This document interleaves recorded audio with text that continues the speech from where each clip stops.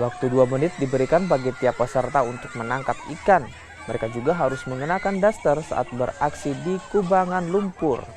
Aksi mereka pun mengundang gelak tawa para penonton.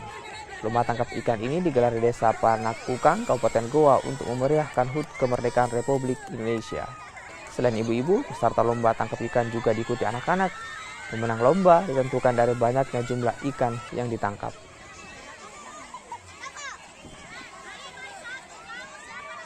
Ini masih dalam rangka menyemarakan hari ulang tahun Republik Indonesia yang ke-78. Ini salah satu rangkaian cabang olahraga untuk kita pertandingkan di Desa Panakukang, tetapi lokasinya ini di tempat perbenihan ikan, di tempatnya Abdul Rahman di Sejaya, yang sekaligus sebagai pemarakarsa dari kegiatan lomba tangkap ikan ini.